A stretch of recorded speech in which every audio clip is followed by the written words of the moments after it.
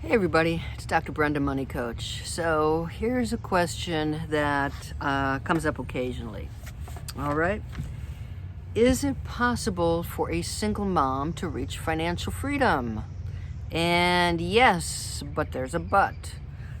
So it's definitely much more difficult, primarily because you have one income, but your expenses are not for one. Your expenses are for you and your children. So your expenses are going to be higher, and you've got to have sort of a minimum amount of income to be able to, whether you're single, whether you're married, whatever the situation is. So it will depend on your income.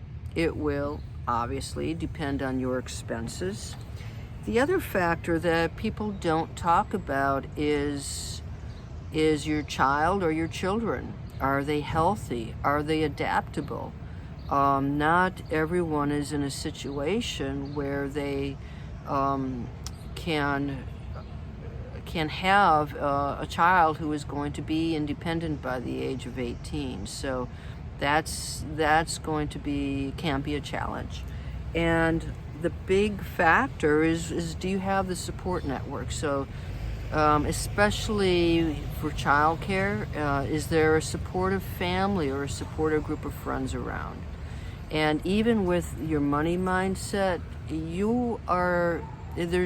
I think as a single mom, and I've felt it too, there's always this sort of guilt, like you're never doing a good enough job. You're playing both roles of the parents. And for me, for instance, I traveled a lot for work, and I have zero family around here. And so I would have to rely on neighborhood kids and babysitters and people to stay with my child while I was away on business trips. And every single time I juggled, always juggled. And that's, I think, as a single mom, what you do. To guide you a little bit more, think about this in terms of phases. So it's a huge demand in terms of having a child when they're very young, they're preschool age, and if you're working, daycare is required. So I've seen single moms switch companies because a company would provide a free or subsidized childcare of some sort. So think about that. And then once they're school age, you get a little bit more independent. The thing that I would say as a single mom is take care of yourself first, and that means invest in your retirement accounts. It's great if you have funds left over to start a college fund. You can actually use your retirement funds for college purposes, but that's a whole nother video.